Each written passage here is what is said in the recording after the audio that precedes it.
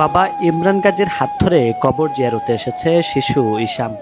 বেগম খালেদা জিয়ার আদর্শ নতুন প্রজন্মকে শেখাতে ছেলেকে এখানে এনেছে বলে জানান বাবা। বাচ্চাকে আনার কারণ হচ্ছে বাচ্চা যেন জানে যে এখানে সব থেকে বড় দেশপ্রেমিক শুয়ে আছে। পুরো বাংলাদেশটা একটা জায়গা, কিন্তু এই পুরো বাংলাদেশটাকে যারা আমরা বাংলাদেশ হিসেবে চিনি সেই মানুষটা শুয়ে আছে এখানে। বাংলাদেশের মাঝে বাংলাদেশটা শুয়ে আছে এখানে।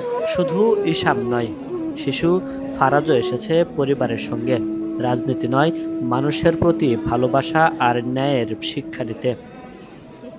এমন এক নেত্রীর আসলে পাশে এসে দাঁড়ানো, তার শায়িত হওয়ার পরে সন্তানদেরকে নিয়ে আসলে এটা হচ্ছে যে যাতে সবাই উজ্জীবিত হয়। জীবনের সব আয়োজন এখানে একসাথে। আজকের সন্তানরা যাতে ভবিষ্যতে এরকম একটা আদর্শকে ধারণ করতে পারে দেশপ্রেমের প্রতি। আমি এখানে এসেছি বেগম খালেদা জিয়ার কবর জিয়ারত করতে, কারণ আমি আমার মা বাবাকে বলেছিলাম আমি বেগম খালেদা জিয়ার কবর জিয়ারত করতে চাই। সেজন্য আমার খালামুনি, খালু এবং আমার মা বাবা আমাকে কবর জিয়ারত করতে নিয়ে এসেছে। ইমরান সুমনের মতো অনেকেই সপরিবারে এসে দোয়ায় শরিক হয়েছেন, কারণ তাদের বিশ্বাস এই মানুষটির আদর্শই একদিন ফিরিয়ে দেবে গণতন্ত্র।